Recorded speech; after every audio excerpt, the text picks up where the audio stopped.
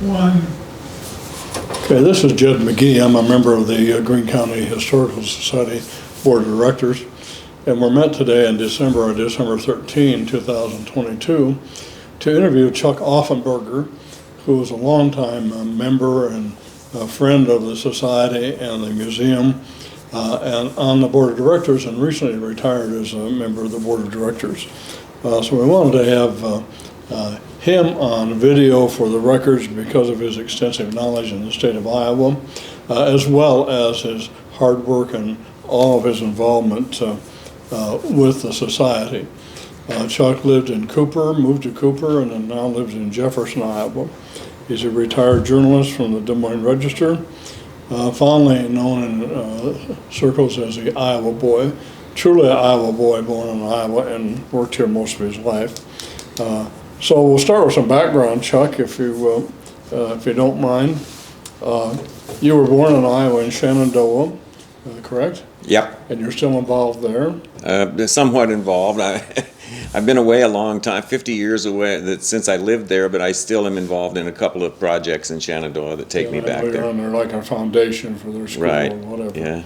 And I understand that when you went to school there, you played football with another famous Iowan by the name of Ed Podolak. Actually, I was the boy sports writer of the Evening Sentinel in Shenandoah. I started at 13 years old, and that's what got my journalism career started. And so I was covering the Shenandoah Mustangs and all their sports and some of the smaller schools surrounding us. But we played Atlantic, and Atlantic was in the Hawkeye 8 conference with us, and Ed Podolak was a star for Atlantic High School, as you can imagine, in that era. We're talking from 1962 to 65. And so I got to know him in high school because I was writing about him and covering him, and we've been friends ever since then. And you've been friends ever since? Yeah, we've stayed in touch, yeah. Of course, he was an All-American at the University of Iowa, and then an All-Pro person at the Kansas City Chiefs. Yes. Kansas City, and still broadcasts Iowa Hawkeye football games. I think nearly 40 years now he's been on the broadcast teams. After high school, you went to college, and I know you went to Vanderbilt in Nashville, Tennessee. Did you go anywhere else? Was that you? No, that was it. Vanderbilt was the alma mater of Grantland Rice, who was a great sports writer in the first half of the 20th century, and he picked the All-American teams. He was highly regarded. And there's a scholarship in his memory at Vanderbilt. He was an alumnus. And so there's a nationwide contest every year. And so sports writers across America nominate a high school senior in their area who might be a promising sports writer. And that's the point of the scholarships, to produce sports writers. And I was the sports editor at the Evening Sentinel in my senior year in high school, and so I nominated myself for that scholarship and rounded up some letters of support and sent it off. You know, I'd barely heard of Vanderbilt then, I'd never been there, of course, but I wound up second in the country on that contest. And at that point, Vanderbilt was a school much from the Old South and much from New England, and they were trying to broaden their student body. And so I think when they saw that Iowa on that application, they thought they had a genuine dirt farmer and wanted to bring me in. And so they offered me a consolation scholarship and a good loan to go down there. And it was an important thing for me as a writer because especially one that, you know, I've spent the rest of my life in Iowa, it was good for me to have an experience in another part of the country. Has Vanderbilt always been known as a place for writers or for journalism and sports writing? It's interesting. It's a school that does not have a journalism school, but they recommend you go to the liberal arts curriculum, and that's what I did. I was a major in political science and a minor in English. But then they are really good about routing you out for experience with the media in Nashville, and I did that. I worked for the Nashville Tennessean for a couple of years as a sports stringer, and then got involved in the student media.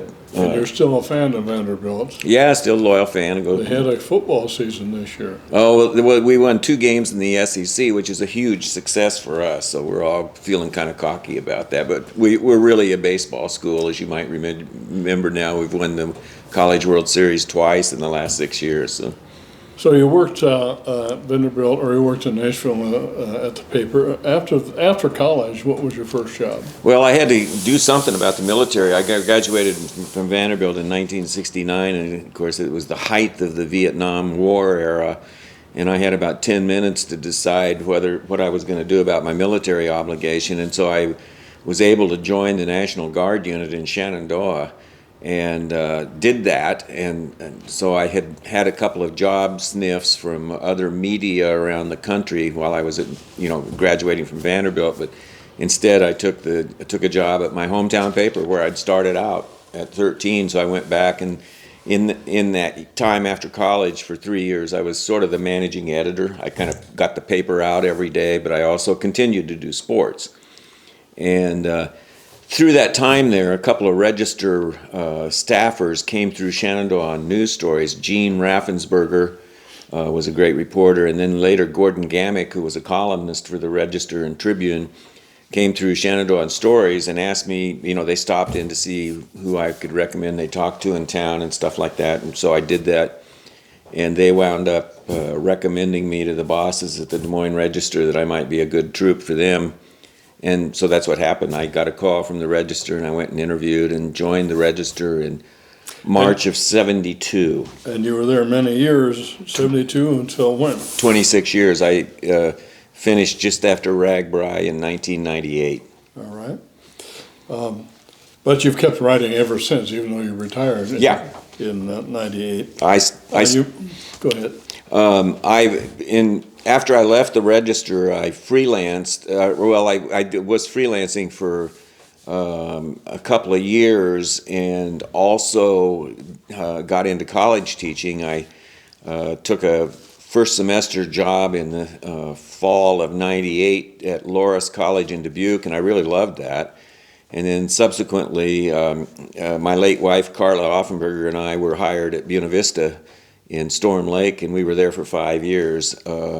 And all that time, I continued to freelance. I wrote for the Iowan Magazine, I wrote for Okoboji Magazine, I wrote for the Farm Bureau's Family Living Magazine, did a lot of that kind of stuff. What did you teach at BV? I've always taught journalism, which is really the only thing I know anything about, and then Iowa history and experiences and cultural affairs. I did... Well, we just had a short blackout for a few seconds, maybe the whole town, since we have storms coming this way, but we'll continue with Chuck. You've written a number of books throughout your career. I don't know as when you were freelancing, but can you just tell us what the books that you've written? Well, I've written 7 books, and they have included, 2 of those were collections of my columns in my Des Moines Register years. So those were things that I had published in the Register, and it was nice to get them, the best of them, together in a couple of books, which are accessible. And then I've done several biographies. I wrote a biography of Babe Bisignano, who was the well-known restaurateur in downtown Des Moines for more than 50 years.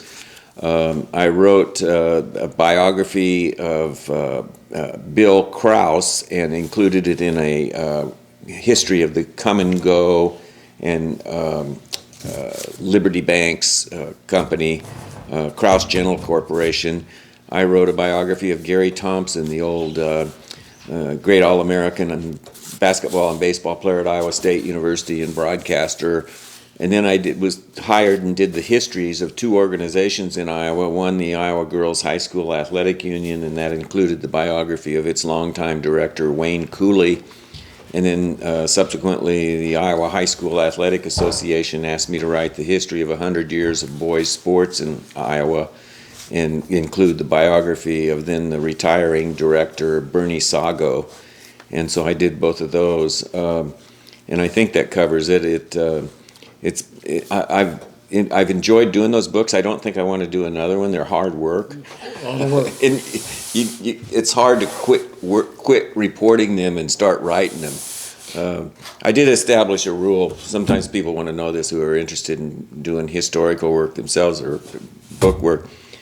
When I could take all of my notes that I'd taken in the interviews, and if I could stack those up and they were as high as my waist, I knew that it was time to write the book. Write the book. So, and that might take how many years? Well, the longest I think I took on any of them was 2 years. That's not very long for a mini book. No, but it was, I needed to get it out and get them published, and so. Okay, before we go into Greene County, because we want to concentrate on your role in Greene Sure. County and the Historical Society, but there's one other thing that you told me about. I think people would be interested to know about you as a real historical event, and that is that you were in Memphis, Tennessee, at the Lorraine Motel when Martin Luther King Jr. was assassinated. Can you tell us about that? Well, I was actually there right afterwards and was there overnight after the assassination, but it was in April of 1968. And my brother, Tom, who's also deceased now, had been Martin Luther King's press secretary the last 3 years of Dr. King's life for the organization's Southern Christian Leadership Conference in Atlanta, which Dr. King headed.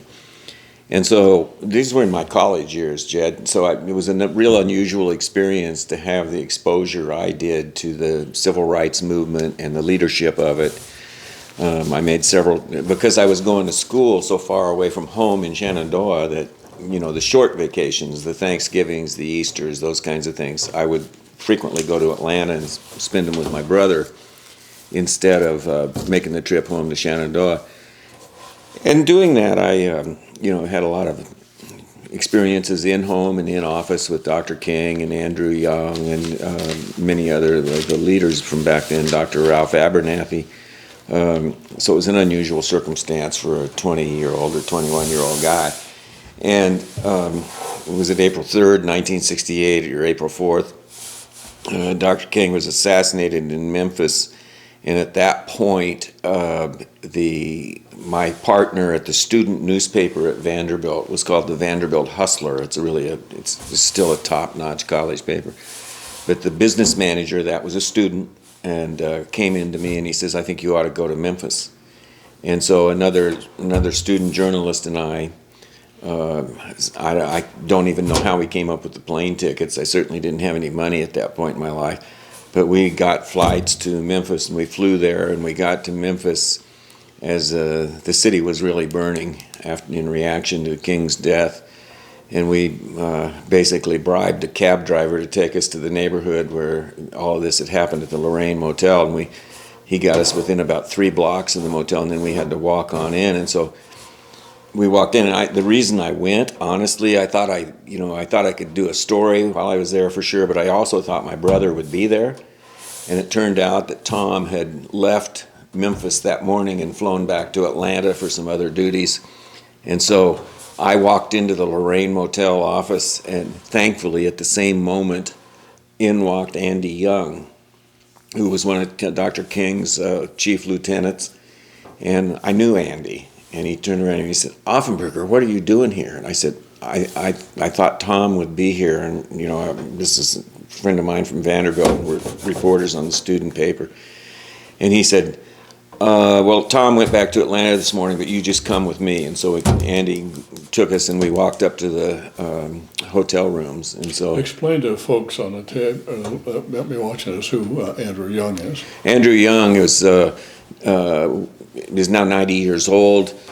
He was a minister, a congregational minister. He was, which reflects the fact that a whole lot of the leadership of the civil rights movement came out of the black church. And Andy Young was a lieutenant to Dr. King in the Southern Christian Leadership Conference. Then he became, in the era of President Jimmy Carter, he became ambassador to the United Nations. Then he was elected to Congress and served 3 or 4 terms in the U.S. House from Atlanta.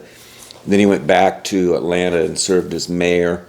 And through all of those positions in the movement, at the UN, in Congress, and back to Atlanta, my brother was his press secretary.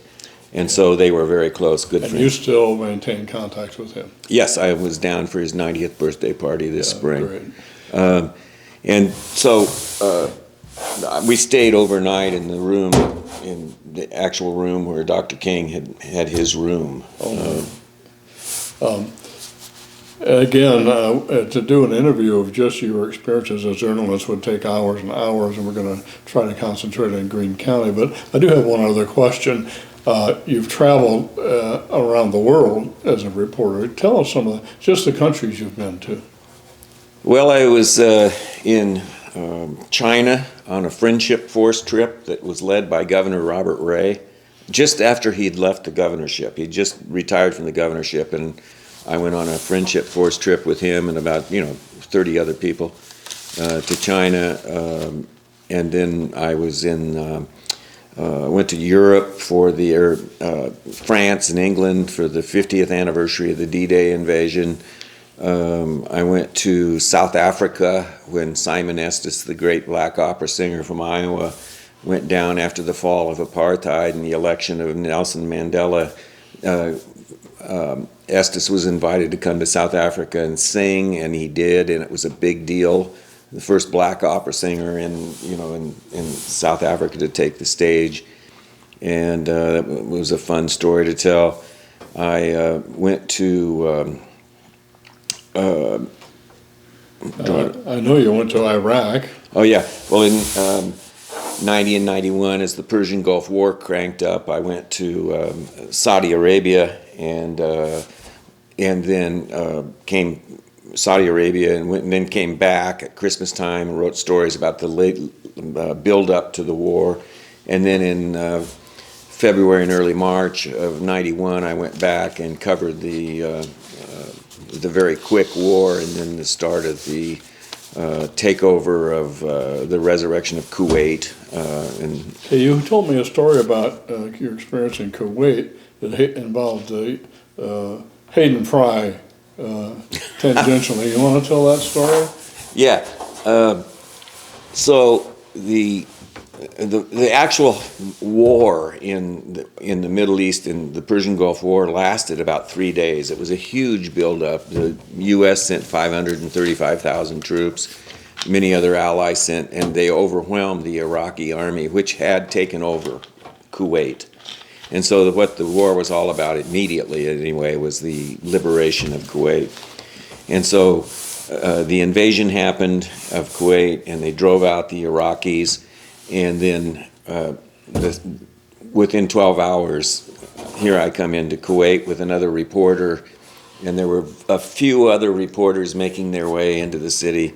And on the edge of Kuwait City, we were told that there was a U.S. Marine compound right over here, that the actual Marines who'd been in the invasion were set up on the periphery of Kuwait City.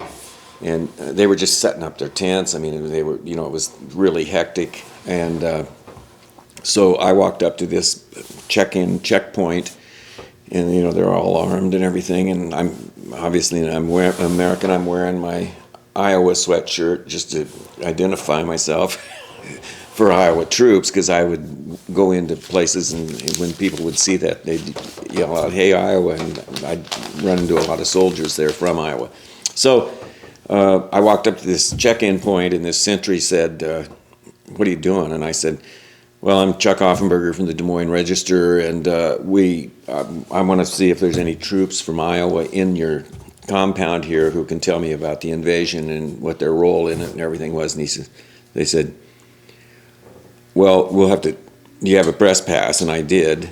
And so I showed them that, and they said, "Okay." And they said, "Well, you just stay right here. We're going to get the captain down here." So they called this captain, and he comes down, he gets out of a Jeep, and he walks over and he says, "What's up?" And I said, reintroduced myself, and I said, I wanted to see if there's any troops from Iowa here that I could talk to, because I'm filing stories for the Des Moines Register, and it'd be good stories if we had some troops who were in on the invasion. And he said, "Who's the football coach at the University of Iowa?" And I said, "Hayden Fry." And he said, and I said, "Why are you asking?" And he said, "I'm a graduate of, I think it was North Texas State, where Fry had been before he came to Iowa." And he said, "You're okay." He said, "Let's get him some troops from Iowa." And they turned around and they called, and they had 2 or 3 guys from the Sioux City area, and so they got him right to me. And So Yeah, that's a great story. I wrote Hayden when I got home, and I'd written the captain's name down, obviously, and I told him about it. And Hayden remembered him and sent him a letter of thanks. And so, Yeah, that's a great story. Well, let's segue into Greene County. You and Carla were in Storm Lake for 5 years, and then you ended that and moved to Greene County. Tell me why. well, Carla and I were, and I continue to be. Carla passed away in 2021, but we were bicyclists, and of course Jefferson is the north terminus of the Raccoon River Valley Trail, which is one of the best recreational trails in America. And so we had decided we were ready to leave Storm Lake. We'd done as much teaching as we wanted to, and we actually were looking, and I knew I could freelance from almost anywhere. It was the beginnings of the internet age, and I just needed to be where I had access to high-speed internet to communicate with editors around the country. And so we came down here and rode the trail, and I was really impressed. And I knew Jefferson fairly well. I knew Greene County. I'd been a longtime friend with Rick Moraine, who was the editor and publisher of the Bee and Herald here in Jefferson at that time. And so I'd been here many times on stories. And in fact, Carla and I said we're probably the first people that ever moved here who had ridden their bicycles into every town in Greene County before we moved here. So I kind of knew the territory, and I really liked it. And but we also were looking around Storm Lake, and we wanted to either be on a paved road. We wanted to be on an acreage too, because she was a big gardener. We wanted to be either on a paved road or adjacent to a paved trail that went somewhere. And so the Raccoon River Valley Trail was a good choice. And so we looked for property all around near the trail and really struck out on trying to find anything. And then I called Rick, and he said, well, let me put you in touch with a realtor, because they'll be the ones who really know. So he put me in touch with Judy Von Ossen, who was a realtor here. And Judy went up and down the trail and asked people who owned the properties, would anybody sell me a patch of ground where we could build a house or have a house that we could buy? And we had a couple of sniffs, but they weren't really very likely. And then we saw a house that was being redeveloped southwest of Cooper by a mile. And we called Judy and pointed that out to her. And so she went and talked to the people. It was Scott and Sherry Carroll. And they had bought this, the original family on the land had sold it. And the Carrolls, the new owner took the 80 acres for farm ground, but left the buildings and decided to see if anybody would buy it as an acreage. So the Carrolls did. And they had worked 3 years cleaning it up and trying to redevelop it. And they were really out of gas after all that effort, and when we came in and said we were interested in buying it, So was it a fixer-upper? Total. I said it was more like a reclamation project, because nobody had lived in it for 8 years except the raccoon in the front room. Oh, wow. So how long did it take you to get it livable? A whole year, nearly. We hired the Gettler brothers from Greene County, and who were originally from the Yale area, so they knew that territory. And they were good, handy guys who could do darn near anything. And so they Did you commute from Storm Lake, or did you stay here? In fact, Carla was still teaching, and I was freelancing by that point, and we'd come down on weekends and work on the. So you ended up in Cooper, Iowa, which itself is iconic. Yeah. And I suppose you got to appreciate that even more after you moved, right? Well, I did really. I had I'd written a story during the Great Cooper Centennial of 1981 about that caper, and knew of the Lawton family, didn't really know them, and so that was familiar. And like I said, I knew Rick Moraine in Jefferson, and had been to Jefferson on several other stories over the years. But Cooper wound up, we were a quarter mile off the trail, so that was perfect. And the truth is, Carla and I always said we did not move to Greene County to try to save Greene County or do anything except ride our bicycles. But we just kept getting pulled into stuff. Well, for example, what was the first thing that pulled you in? Well, we'd been here 3 weeks, and Rick Moraine and Tom Polking, who were with GCDC, the Development Corporation, asked us to have lunch. And so they took us to lunch at the Peony Cafe, and they said, you know, we know you two have had a lot of experience around the state and have seen communities that have been successful doing various things. Could we talk you into taking a look at a couple of our projects and seeing what you think and if you want to get involved? And I said, well, what? And they said, well, one's the Raccoon River Valley Trail. We think it could be something more than it is. It's a nice trail, and we all think of it as our kind of our own little private park, but it seems like, you know, maybe we could do more with that and promotion of that. And I said, you could. And I said, I've been around those things a lot. And I said, I've told 10 different towns in Iowa that if they really want to do something with a recreational trail, they should go get a bus and take a load of their local people to the Root River State Trail in southeast Minnesota. It's the Cadillac of trails in the United States, and see what's happened up there, where they developed that trail and it turned into a $25 million a year tourism industry for that area. And I said, I've told that to 10 different communities in Iowa, and nobody's ever taken me up on it. And Tom Polking looked up and said, if you and Carla will organize the tour, we'll get the bus.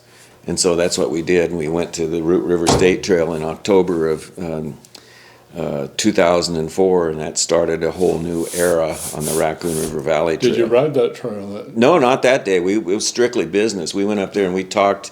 We took a load of people from up and down the trail, not just Greene County, but the other county, 2 counties too, and we had conversations with the people of Fillmore County, Minnesota, who were their contemporaries or the equivalents of the people we had on the bus. So we had talked to bankers up there. We had bankers with us. We talked to a couple of farmers, nearby landowners. We talked to restaurant owners. We talked to hotel owners and the theater manager up in on the Root River Trail. So as you go to the towns, Preston and the other towns. Right, Wayland, yeah. Lanesboro, yeah. Lanesboro. And we could see the potential, and so that's what we tried to steal all those ideas from up there and put them in place on the Raccoon River Valley Trail over the years, and we pretty much did.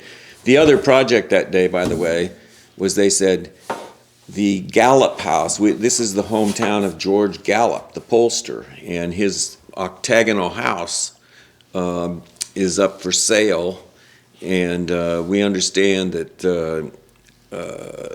you know, we've got to do something with it to decide if we want to be involved in it.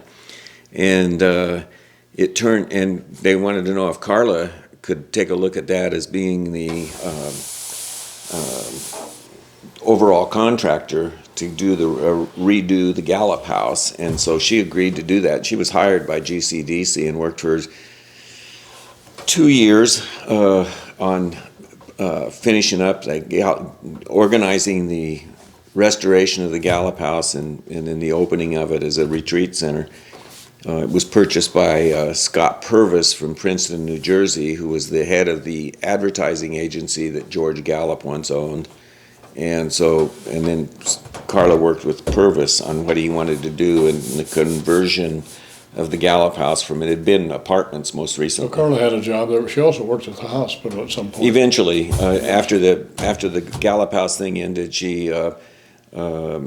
did go to work as the communications director for the Greene County Medical Center. And then at some point you got really involved in Cooper. Yeah. Tell me about that. Well, the old gymnasium, which still stands down in Cooper, was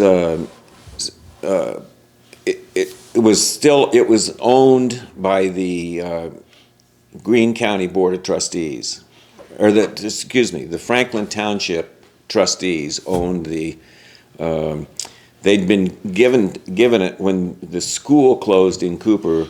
The last owners of the school had been the Jefferson Community Schools, which the Cooper schools consolidated in 1959, and the school old school building itself was torn down right after the centennial in 1981 when it had become dilapidated and was no longer useful as a school. And then the Jefferson School Board gave that to, for $1 or something, gave it to the Franklin Township Board of Trustees, which operated it basically as an open gymnasium, and what was left was the gymnasium and the old music room and cafeteria and shop. And so the trustees would let community groups use that, and the 4-H county basketball tournament was played there, and you could have your family reunions there if you wanted, but it was really not very good shape.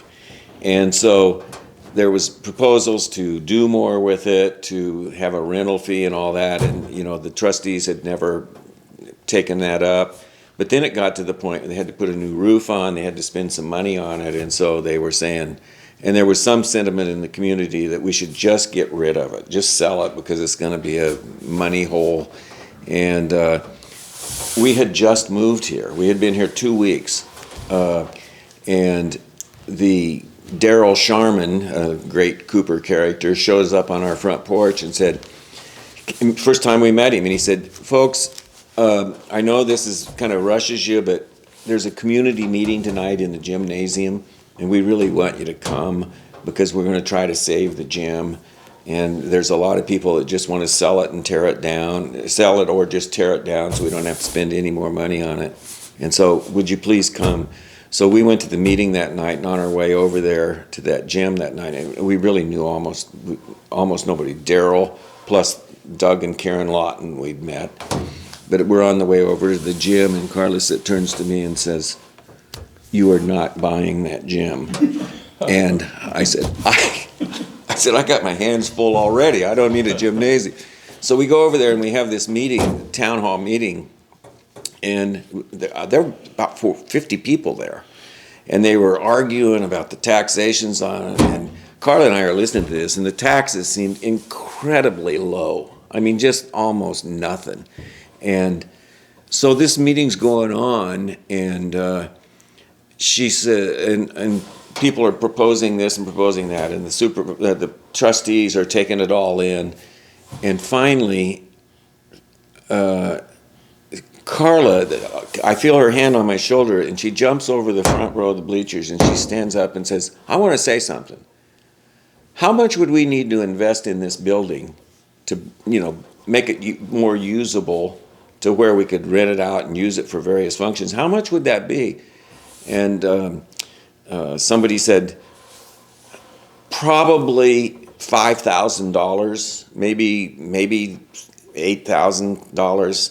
And she says, "For this whole building?" And somebody said, "Yeah, that's probably true." And she said, "Well, this is crazy. I mean, we could just all write a check here for $50 in here, $100 each of us, and we could have that money to do it. I'll write a check for $100. And she turned around, and Dick St. Clair, who was one of she didn't know it, but he was one of the opponents of doing anything with the building. And she turned around to Dick St. Clair and said, "Sir, would you write a check for $100? And he said, "Hell no." So that meeting ended. The trustees voted that they were going to retain ownership and try to move ahead with some kind of repairs, and somebody would organize something to raise some money. So that was the beginning point for the committee, the Super Cooper Committee, we called it. And it was like it was a community club, and there were about, I don't know, we may have had 20 members at one point. It got down to about there were 4 couples or 5 couples of us that were really involved. And so we started doing such things as we would have spaghetti suppers, and we would have, we started there hadn't been a prom in Cooper since the school closed in '59, so we started having the Cooper proms every year. Adult proms. And we went out and hired a 15-piece band and brought them in. They were the High Society Jazz Band. They were terrific. And how was your attendance? Packed. We could handle 250 people, maybe 300, and for 5 straight years we sold it out. And people were wearing tuxedos and formals and all that. And we raised enough money that we put a whole new kitchen in it. We put new restrooms in it, so we got it up to speed. And we did that for 5 years, and then we were all out of gas. I mean, it was the same group of us doing all of that in Cooper, and so we gave it up after that. But and then the trustees eventually did sell the building, and it's still standing down there. So. Right, after Cooper, and of course you got a great start early in Cooper, what led you to the Historical Society? Well, honestly, two things. One, in that time period when we were traveling down from Storm Lake to work on the house, as we had bought it, and the Gettlers were working on it during the week, and we'd come down and paint on the weekends, and sometimes we'd drag some BV students with us down here, and then we'd sleep on the floor and get them to paint. And so as we were doing that one Sunday, we had noticed in the Herald, because we subscribed to the Jefferson Herald as we were in that stage, and we had noticed in the Herald a little story that there was going to be a poetry reading at the Greene County Historical Museum, and local poets were going to read their works, and it was on Sunday afternoon. And so that I said to Carla, I said, let's knock off on the work at that place and go in and watch that poetry, to attend that poetry reading. I just want to see who shows up and who reads, and see what that kind of thing's like. And so we did that, and my goodness, I think there were 50 people here, 60 people here attended that, and 8 or 10 poets got up and read. One of them was Lawrence Geisler, who did the Casey at the Bat that day, and I was so impressed. And a number of the poets who still are working and reading today around the county. But I was so impressed with that crowd, it made both of us feel really strong about moving here. So we got our look at the museum that day, and we walked around while we were here.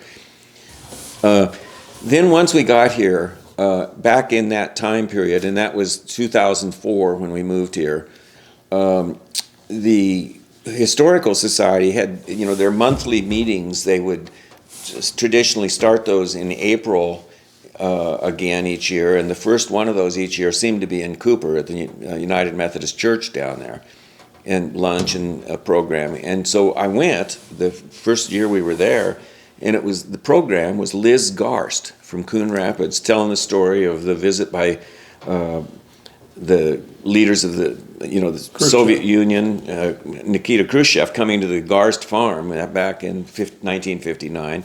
And she told a wonderful story. She was a little girl then when that happened. And Roswell Garst who was the host farmer for that visit, was her grandfather. And I thought that program was so remarkable and so personal, and the lunch was good and people were having a good time, that shortly after that I got involved, and I started attending most all of the Historical Society programs, and then wound up on the board. And I think I probably was on the board a total of 12 years or something like that. And you just recently retired or resigned from the board, but you're going to stay involved. I will. I'm online for a couple of programs in this next calendar year to do, and I just really admire the work of this organization. I think one of the things I'd highly recommend membership to any newcomer in the community is it's a great way to learn about the county you're moving into. Okay, tell us how you learned about it. You told me when we had visited earlier about James Andrew. Well, talk about that. As time went on and I began to figure out who's who in the county, and hearing lots of different programs and hearing stories about Greene County's past, it became clear to me that old Jim Andrew, James H. Andrew, was probably the leading historic source on local history in the county. He had been the co-chair of the bicentennial celebration in 1976, and started building on his own knowledge, and he had just a tremendous archive of local history. Well, in the as we go into the 2000s and we get into about 2014, I think it was, Jim was over 90. I think he might have been 92, and we knew that he was healthy basically, but time would be running out for him. And so someone suggested to us, and I cannot remember who made the suggestion actually, but that we should get him on a video interview. And so I got in touch with him and asked him if he would agree to that, and he said, certainly. And so I said, let me think about this and I'll come up with a schedule. And he said, I want to break it up so it's not too long, because he says I'm probably good for a couple hours any session, you know. But so I sat down and I figured out, okay, this guy knows all of Greene County history, which we're talking probably 140, 160 years. So I said, let's just break it up into 4 programs, each one of them 2 hours, and then we'll videotape it, plan on knocking it down to about an hour and a half a piece, so 90 minutes.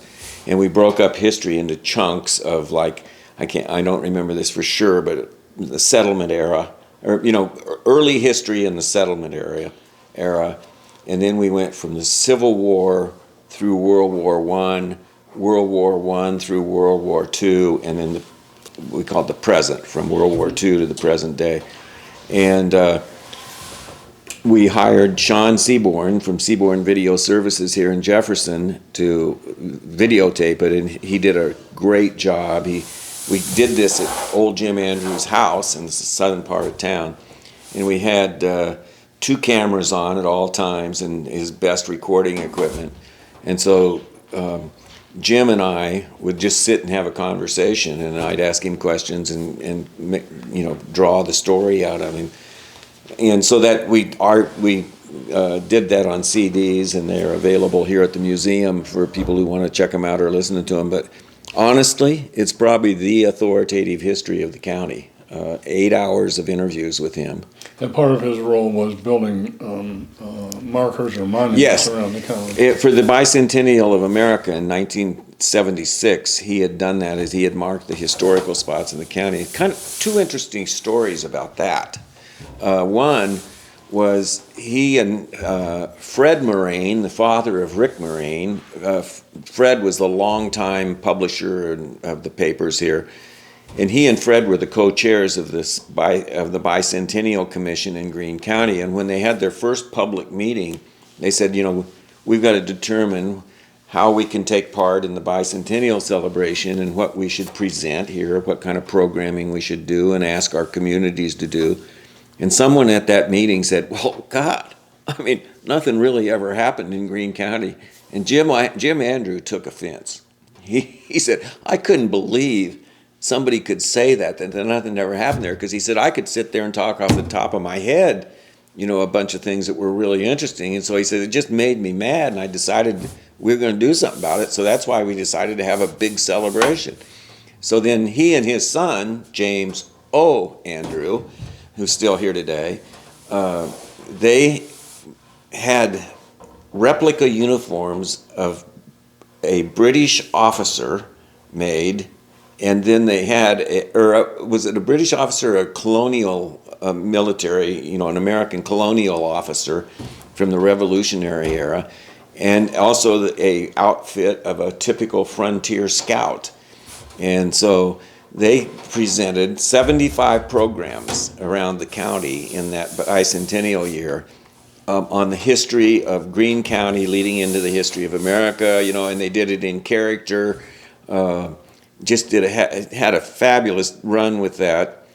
And coming out of that presentation they did in 1976, old Jim said, it occurred to me as we were doing that if you're going to be presenting history to the public and you expect anybody to pay any attention to it, it better be fun. And so I adapted that, and I said that's going to become a new motto for the Greene County Historical Society. And so we have it on the top of the masthead and everything else on our online site, because that's great guidance. And I think over my time as a board member here, much of what I've done has been public relations or the media representation of us and doing news releases and that kind of thing. But I've also been involved with Roger Agutter, the executive director, and especially Margaret Hamilton and Dale Hanneman earlier, and several others in the planning of the programs that we're going to do in any particular year. And we've had great programs over the past dozen years. I mean, just really interesting stuff. Has there been an increase in the number of programs and events? Yes, there has. We've gone from, you know, the typical 7 months of monthly programs, or 8 months, something like that, from April through December. We have monthly programs, but then we've added, 4 or 5 Sunday special feature programs over the time, and we've had a tour over to the Andrew Railroad Museum in Boone, and so we've broadened the whole presentation, and then done a lot in the museum too on updating and. And you yourself have presented a number of programs to the society. Can you relate a couple of those? One that I really enjoyed doing, and I did with Alan Robinson, was the Great Greene County newspaper people, and I went back and highlighted the people that had been involved in the various newspapers around the county over the years. I did, and one of the reasons, and other newspaper people we had produced, and one of the reasons I did that was in my Des Moines Register years, the editor of the Register when I went to work there was Kenneth McDonald, who was a native of Greene County, graduate of Jefferson High School. And McDonald was not well known at that point around Jefferson, in the modern era here, because he'd been gone from the Register, retired, and then passed away. And I didn't want him to be forgotten in his home county, so I was pushing that. And but then other notable people we had, George Gallup, who was a journalist, and so I was real enthused about that program. And then one that I helped organize, I didn't present it, but we we somehow got on the point of outhouses. I think Roger Eggeter and I did sort of a survey around the county, and we realized that we were down to there were very few, if any, active outhouses left in the county.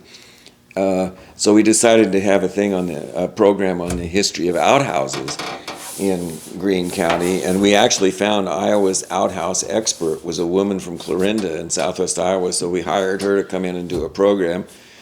Roger built an outhouse that we had out front of the museum to help promote the program. And then that wound up at my place down at Cooper and blew over in a storm. So that was a crazy one. But that was one of the biggest crowds we've ever had here that day, was for that. And besides programs, you've also been involved in other things. For example, the Greene County Fair. You've established a sort of a routine annual event there. Tell us about that. Well, that was, I think that's happened the last 6 years, and we called it the History Chats, the Greene County Historical Society's History Chats at the fair.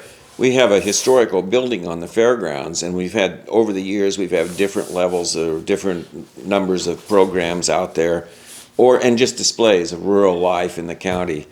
And just to add something there, an idea evolved. I don't know if I came up with it or who came up with it, but Jerry Roberts, who had been a radio news director here in town, is deceased now. But Jerry and I decided, and I think Alan Robinson joined us the first year we did this, we would do these chats at the fair, and we would identify like 3 or 4 topics that had happened in Greene County history, or people that we could zero in, who were interesting people. And instead of doing a fully researched program, what we'd do is we'd just have a circle of chairs out there, and we'd sit people down, and Jerry and I would lead the program, and we'd try to have somebody who had some expertise on what we were talking about. And so we'd open the subject, and we'd talk about, and we'd have crowds from, sometimes it was, we might have as few as 2 or 3 people sitting in the chairs talking to us, but we've had times out there when we might have 30 people. And I remember one of those was one of those that was a real success out there was the history of the Ku Klux Klan in the county. And so we've had some substantial programs out there that just kind of happened because we draw people in and get their takes on what they knew about this.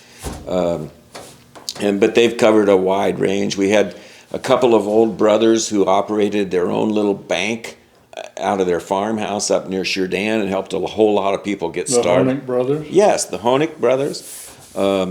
We had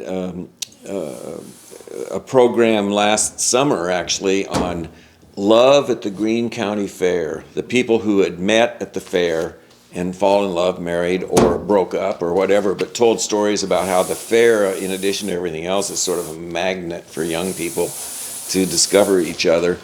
And those, but you know, Jed, those are part of what I believe is the best way to present local history, and that is to get people talking about it and get them to tell their stories too, because it gets them more involved. And the more you do that, the more people feel the connection to it. In fact, in Jerry Roberts, the late Jerry Roberts, was one of your assistants, and you challenged him to write a poem, or you asked him if there had ever been a poem written about the fair. That was hilarious, because the subject we were doing in this history chat out at the fair that day, and we were coming back the next day for the second round of these. We'd usually do them on Friday and Saturday of the fair. And on Friday, one of the programs in the afternoon was the history of the arts in Greene County. And you wonder what will come of that at the fair. Well, we were sitting around, we talked about painters and musicians and cultural leaders and all of that, and artists that have been in the county. And it was just wonderful to hear a roundup of that. And then we got to toward the end of that. I said, what about poems? Anybody ever written a poem about Greene County? Because I was remembering there's a lot of poets, including you, who are here in Greene County, and surely somebody's written a poem about Greene County, and no one could think of one. And so we just went on from that. Well, the next morning we get ready for the history chat, and in comes Jerry Roberts, and over breakfast that morning had written a hilarious poem about the Greene County Fair. It was hilarious. I guess what we discovered was, had anybody ever written a poem about the Greene County Fair? No, they hadn't. But then we got one then. So yeah, that was a great event. Changing direction just a little bit. One of the other things I know you were involved in heavily in the last couple of years was something called Dig It. That came out of discussions at our board meetings. As we looked around the museum, we kind of realized that, this is an unusually good county museum. It really is. And I've been in a lot of them around the state of Iowa. But we realized that as far as the displays we have here in the museum at that point, that history sort of stopped at the end of World War II. A little bit more into the modern era, but really it was up to about 1950 and it stopped. And that's basically how our museum had been for a number of years, a lot of years. And so we thought, well, we should bring this forward because, I think it was Roger Eggeter who said, my gosh, we started in the 50s, 60s, and 70s, and a lot of us who are involved today in the Historical Society, when we're in our 70s or older, and we don't even think of the 1970s as history, but that's 50 years ago. And so we thought, well, what could we do? Let's draw some lines here about what we could do in a new exhibit and some programs. And so we kind of, in our discussions, we said, let's identify the 1950s, the 1960s, and the 1970s. And let's take those 3 decades, because they were monumental in their impact on not only Greene County, but America and the world. A whole lot happened. And so let's present in a display here that we use the front part of the museum. Let's portray the 50s, 60s, and 70s in Greene County and a little bit about the impact on America, and then see what we can come up with programming-wise. And so we started that off with, we got the displays done. Mickey Schwarzkopf, Janet Durlam, Diane People were put together the displays and we solicited from the public, what do you have that represents those 3 decades? And we had a lot of amazing stuff. But then we decided on the programming, we should have a discussion. We should put people up front who age-wise and experience-wise were from that era and had experiences in that era, and then I would moderate it, and we'd take them through this discussion of what happened in each of those decades, in terms of news, music, art, culture, organizations, historic events, and what was the impact. And so we had a panel of 8 people, I think it was, who had pretty diverse experiences, and that day we absolutely packed this museum, and it was great. But as we went into that program, I said to Mickey and Diane, I said, okay, we can't just say the history of the 1950s, 60s, and 70s. What do we have to, what title can we put on it to get people's attention? And Mickey Schwarzkopf says, dig it. And I just loved it. So that became it. Dig it, the history of the 1950s, 60s, and 70s. So we did that panel discussion on it. We've had a couple of other programs related to that. And then we've got one coming up next summer that will be the big social movements of the 50s, 60s, and 70s. We'll dig into that. But you also, that first program had music. Yeah, we played from the eras. Yeah, we did. We picked the most notable songs in each of those decades, and we had challenged Rick Moraine, our great newspaper man here, who also is a fantastic musician. And so he did some thinking in preliminary, and he picked the most notable songs of the 50s, 60s, and 70s. I can't come off the top of my head, but they were all very familiar songs. And so he played those during the And then you capped it off, as I recall, with another event at another location. Well, in January of 2022, we decided one of the most notable things, the most memorable things about the 50s, 60s, and 70s is the music. You know, it was because it was the birth of rock and roll and all kinds of other changes in music. And so I knew this musician down in Des Moines, Heath Patchell, who has played in Jefferson many times. He's a rock and roll musician, blues musician, saxophone player, guitar player, singer. He can do it all. And Heath was a teacher. Had been a vocational teacher in the Johnston schools for much of his career, and he's 50-ish, and so I went down and I talked to him and I said, Heath, I've got this idea. We've done this exhibit up in Jefferson at the museum on the 50s, 60s, and 70s history, and we've mentioned music. We've picked the songs that we thought were most notable from each of those decades. But I said, what would really be fun, it seems to me like, if you could put together a band, if you're interested, a band of musicians who could, experienced musicians, thoughtful musicians who could talk about the music of the 50s, 60s, and 70s, and then play through the 3 decades and the songs that were most important that represent those 3 decades. And so we scheduled this for last January at the History Boy Theater. We used it because we knew if we had a rock and roll band playing in the museum, it was going to blow out the windows. So we had it at the History Boy Theater in January, filled it up. We made it free. I went out and raised some money from some local sponsors to put that on, and was amazed how easily the money came in. But we had that program on a January night over there, and like I said, filled up the theater, and it was wonderful.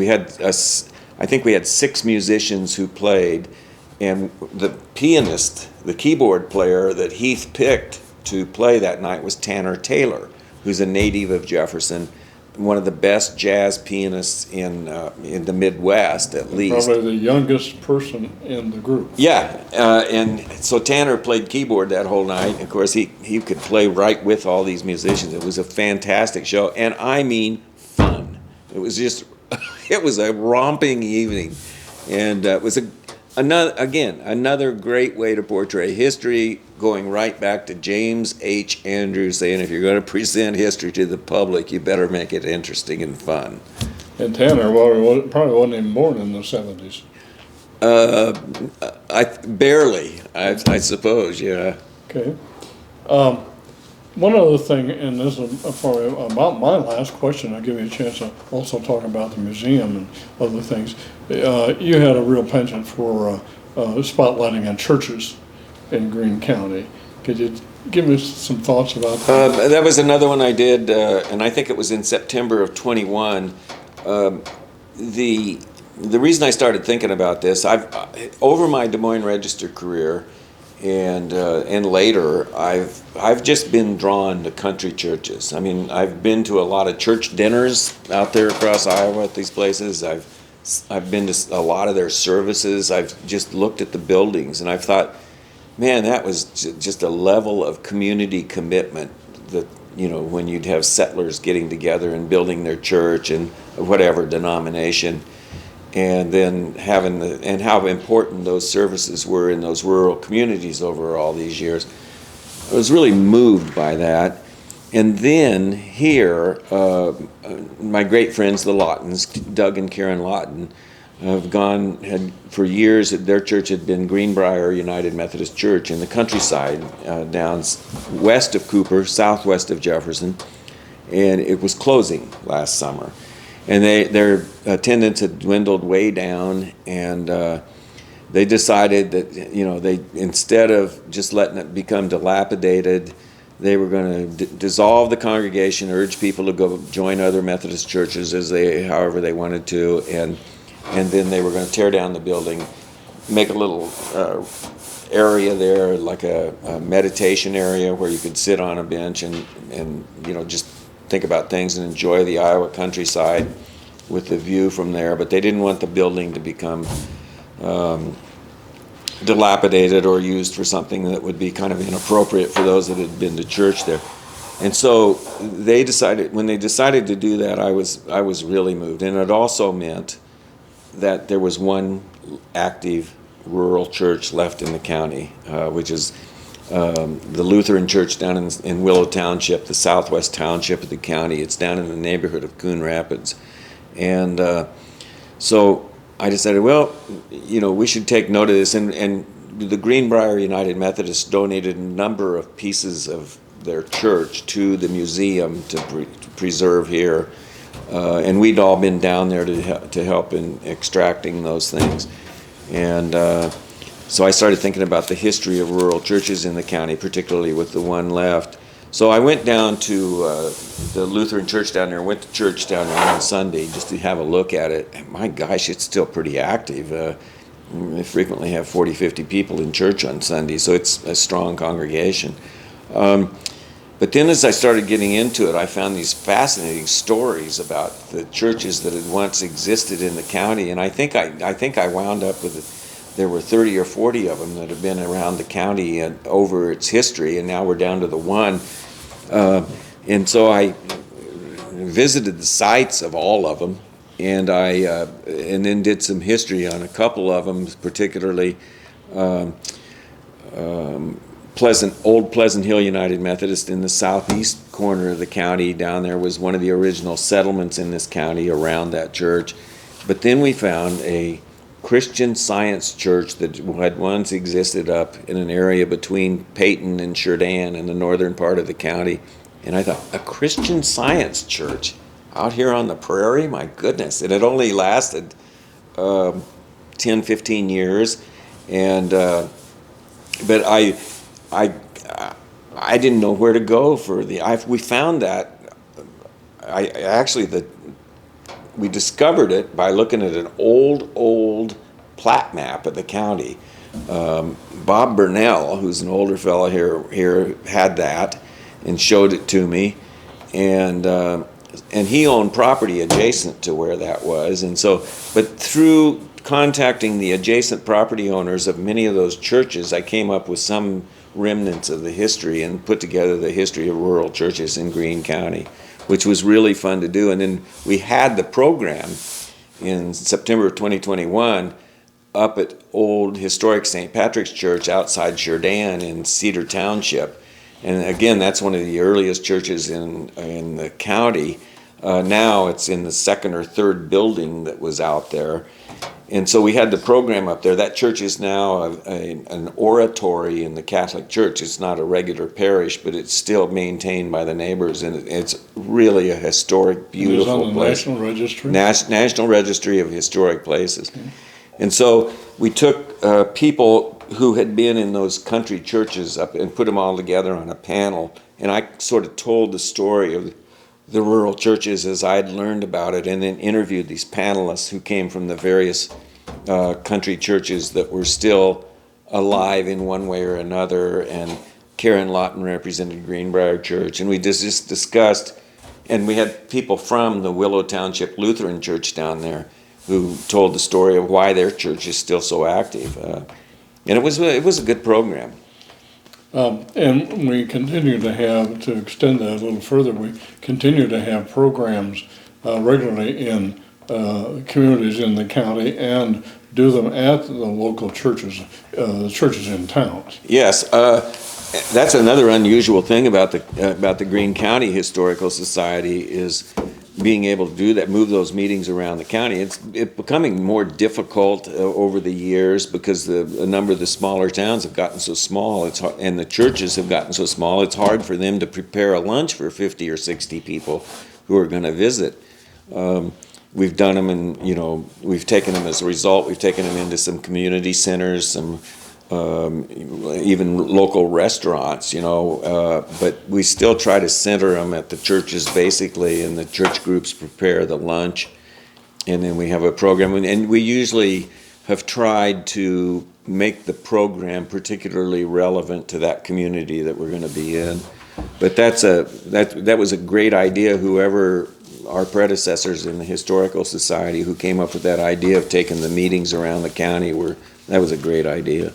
You've already made a comment about the quality of this museum, which I agree with. It's really a feather in our cap to have a museum like this in a community like this. And it started in a much smaller space and venue, and has a nice building now. What other things do you want to say, or would you say about this museum? Well, this organization, the museum is large and spacious. It's got room for lots of historical interpretation in here. I think the challenge for us is keeping it relevant to people of today, so that there's always something new at the museum. So it's not just something you visit 3 times in your life. They always say about museums, once when you visit in school, once when you bring your children, and once when you bring your grandchildren. Well, you want to have programming and displays that are more immediate in people's lives and will bring visitors in. I think we've got that in a lot of our displays that are here. But I think we've realized in recent years that we have to also transition this stuff a lot. That we have to, move displays back into storage, bring new displays in. And we've been much more quick to do that than most county historical societies. I think, for example, there was a touring Smithsonian exhibit on sports in America. And so we hosted that here. We put out a bid to host it here, and it was here for a week or something like that one summer, a couple of years ago. And when we did that, we also made a local component of it that each of the former schools in the county had a section of it as sports and the history in their communities. So we've done that kind of thing, and then adding the music element in the 50s, 60s, and 70s. And one of the nice things about this building and this museum is we have that large open area up front where we can handle crowds to come in and sit down and hear a program. And then while they're here, they can get up and meander around through all the exhibits too. And then we also have the historical building at the fairgrounds, which we're constantly looking at, is how we can renovate that to have more space out there to make that more usable, because we really have only used it 3 or 4 days a year, except for storage, and we'd like to make better use of that, I think.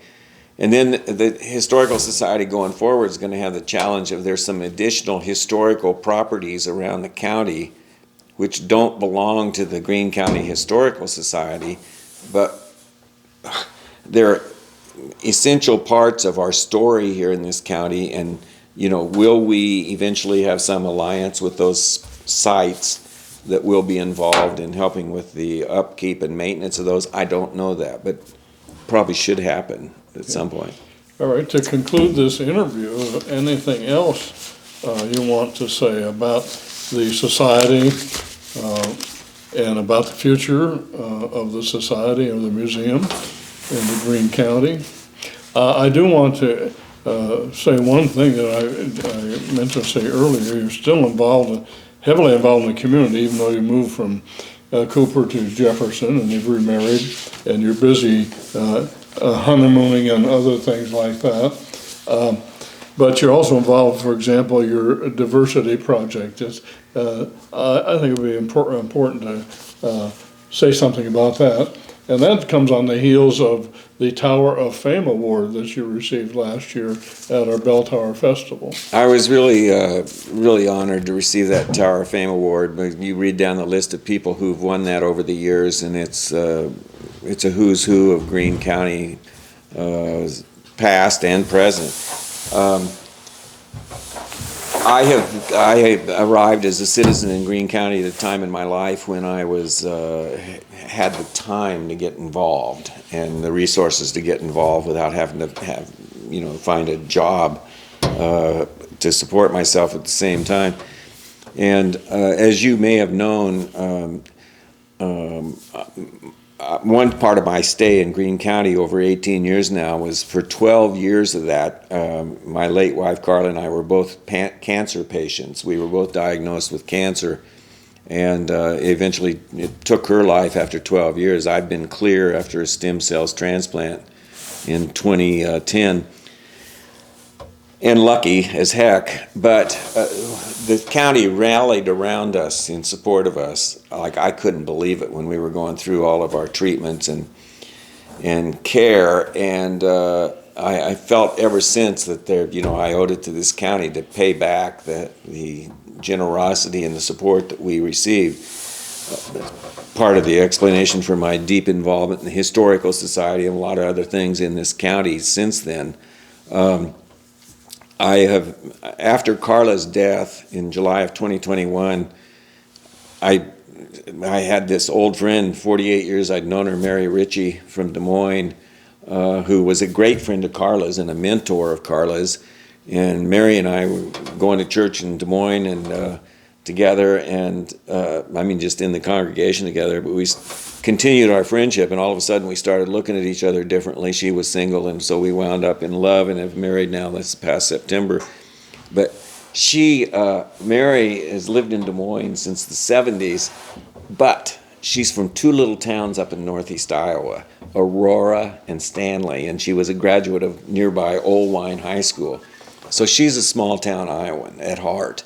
And she has loved getting involved in Jefferson and Greene County since we've been together. We took an apartment. We sold the acreage down by Cooper and got an apartment in Jefferson. So she is enthused about being involved in this community, and we will both do that. We bought a family membership for the coming year in the Greene County Historical Society, of course. I said earlier that the important thing about a historical society, it's a great way to introduce yourself to the community you're in and to learn about the community. If you're a newcomer here, to learn about this. But also then you can be very hands-on in this organization in helping preserve and interpret the history that's already here and the history that's happening now. So we really need people of all ages involved. And it's important community work. But as I learned from old Jim Andrew, it's also fascinating.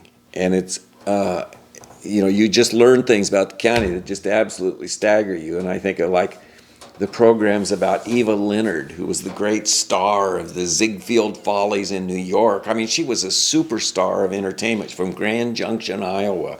And the fact that we have an Olympic gold medalist from here that was here, and we have her display here in the museum, the history of music in this county, the history of newspaper people who came out of this county and distinguished themselves back from George Gallup's era to Victor Hugo Lovejoy, to Kenneth MacDonald, to David Yepsen, who was in the recent years was the Register's leading political columnist and then the host of the Iowa Press program. So you learn about all those things in the county, and then you help preserve and pass that on to people of the future. It almost becomes addictive the more you know. Yeah. The more you want to know. That's right. And early in my career, I was a member of the State Historical Society's Board of Directors. And so I know when I see what we have in Greene County at the Greene County Historical Society and the museum, and how it's moved into prepare itself for the future, I'm impressed the way it stacks up with other historical organizations in Iowa. And in the time I've been here, if there was one thing that was my major contribution to the Historical Society, it was probably to help us shape up our media presentation and representation in the local media, and sometimes the Des Moines Register and the Des Moines television stations, of selling our stories, telling our stories to a broader audience. And with that, we started, our internet site. We have the second one now, and it's being upgraded again. But then we added Carson Roberts as our director of digital history, who is helping us go to social media and a lot of those things that are still sort of newfangled for us. But that's where our audience goes from being the 9,800 people in Greene County to the world, and we can tell our stories of our local history to the global market out there. So the Historical Society is well positioned. The museum is in great shape, and I just thought it was a time for me at 75 years old now that I want to get some other things done, some other writing projects I want to do in the future, and so it was a good time for me to go off the board and have a little more time. Okay, well, thanks, Chuck. Roger, you have anything you'd like to add or ask? As I said, I think at the outset, if we did just a biographical sketch for Chuck Offenburger, that's a whole different topic and a whole different venue. It could take hours and hours, and maybe sometime we'll get to that. But we appreciate your involvement with the Historical Society and the museum, and your continued involvement, and really appreciate this opportunity to memorialize your involvement. So thanks a lot. Well, it's been a lot of fun. I appreciate it. Okay, we're done, I think.